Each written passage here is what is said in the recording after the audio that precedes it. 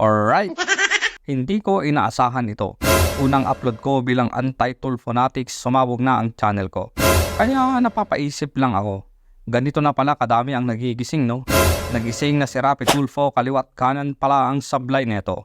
Pero ganun pa man, marami pa rin naman ang uto-uto. Hanggang ngayon, bulag pipi at bingi pa rin ang maraming Pilipino. Ay, teka lang pala, I have an idea. Bakit hindi kaya idolin ko ang idol nyo? Yung gagawing pangkabuhayan ko din kaya ang YouTube channel na ito. Mga loko-loko din kayo no? Sabi ko wag i-share itong unang video para hindi mag-viral. Baka makarating sa idol nila at makasuhan ako. Titigas din ng ulo nyo, pina-viral nyo talaga no? Yung isang to, i-feature pa daw ang video ko. Gusto nyo ba akong makalabuso? Sige kayo, pababawasan ng isang kritiko. Maliwanag naman sa thumbnail no? Grabe ang takot ko. Sa halip na atin-atin lang to pinagkalat nyo, mabuti na lang mga small vloggers lang ang kinakana neto. Buti na lang extraordinary small vloggers lang tayo kaya ligtas tayo sa kaso. Kaya relax lang muna kayo. Tignan mo ang subscriber ko, wala pang 5,000. Oo, parang awa mo na. Huwag mag-subscribe. Baka tumami yan maging small vlogger tayo, masama tayo sa sasampahan ng asunto. Oo nga pala, dinagsana tayo ng mga Tulfo Fanatics. Tulad ng isang to. Tignan mo ang comment. Typical Tulfo Fanatics. Gumawa ka muna ng tama bago ka kumuda. Bibirahin mo ang taong maraming natutulungan. Sa palagay mo, anong purpose ba't nandito ka sa YouTube, di ba? Para kumita? Inggit ka lang, katulad ng vlogger na sinasabi mo na bumanat kay Sen Tulfo.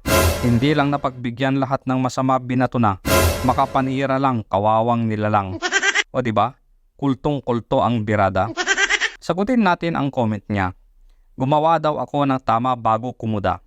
Sa tingin ko sa pagdedesisyon ko na hindi lang itago sa sarili ko ang opinion ko tungkol sa idol mo, tama na ang ginawa ko. Bibirahin ko daw ang taong maraming natutulungan. Hindi kaya mas maraming naitulong sa kanya ang mga tao? Baliktad talaga ang utak ng mga kulto ni Tulfo. Nandito daw ako sa YouTube para kumita. Ang idol mo kaya? Hindi kaya nasa YouTube para kumita? Senador na pero mayat maya pa rin na nasa programa niya. Paano ba naman kasi kapag si Shari ang nagmamando, mababa ang views? Mababa ang views, matumal ang kita. Tama o tama? Baka oras na para mamili siya. Maging senador o magprograma na lang siya.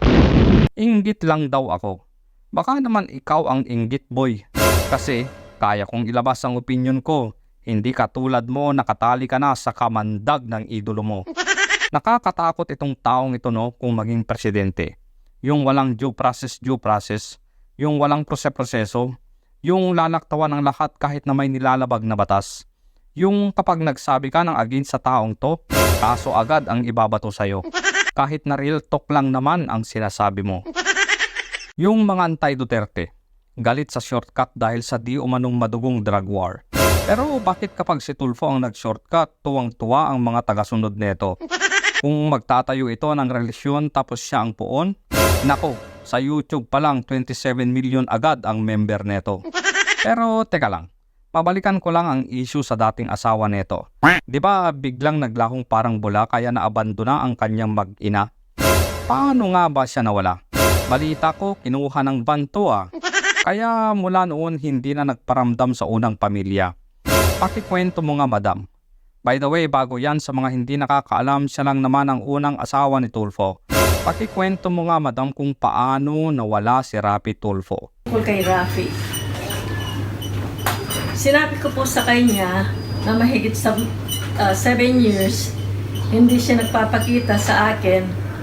At isa pa, nung makausap ko ang kanyang manager na si Mr. Viduya, ay sinabi sa akin ni Mr. Viduya na nakita niya si Rafi na 4 na katao ang kumuha sa kanya at sinakay sa van. At mula noon ay hindi na niya ito nakita. Nung 1 taon gulang ang aking anak, pumunta kami sa kanyang Auntie Corazon sa Maynila, Guadalupe.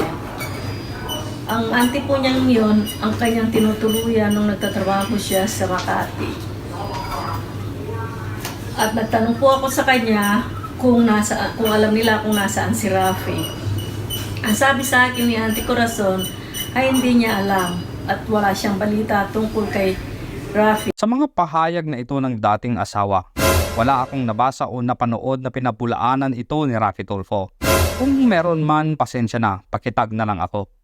So, ibig sabihin, tinangay ito ng mga kalalakihan tapos sinakay sa van?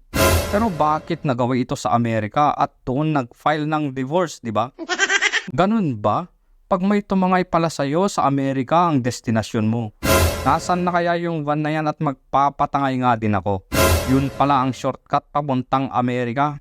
Hindi na pala kailangan dumaan sa butas ng karayom dahil may shortcut na.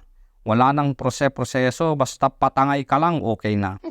Oo nga pala, ano ba ang kwento ng divorce niya? Makinig kang mabuti, lalo na ikaw na Tulfonatic. Kung hindi ka pa rin matatauhan, ay ewan ko na lang. Noong 1985, gusto kong i-discuss ang divorce decree sa vlog kong ito. 2018, nung makita ko si Rafi Tulfo at tinanong ko siya kung nasaan ang divorce decree na mga dokumento.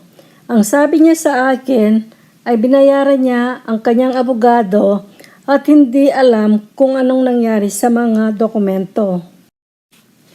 Hindi na ako nagtataka kung bakit hindi ko nakita ang mga papeles dahil ayaw niyang makita ko ang mga ito. Ang divorce ay officially granted March 21, 1985. Si Honorable Charles M. McGee, District Judge in the 2nd Judicial District Court of the State of Nevada, County of Washoe. Si Rafi Tulfo ay nakalista bilang plaintiff ang nagsasakdal. Nakalagay ang kanyang pangalan bilang Rafael Tanco Tulfo.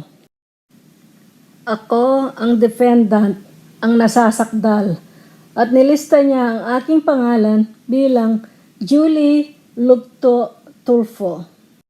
Sa unang paragraph, nakasaad na ang nasasakdal ay hindi pumunta at nararapat na ipaubaya ko ito sa korte. Wala akong natanggap na sulat galing kay Rafi.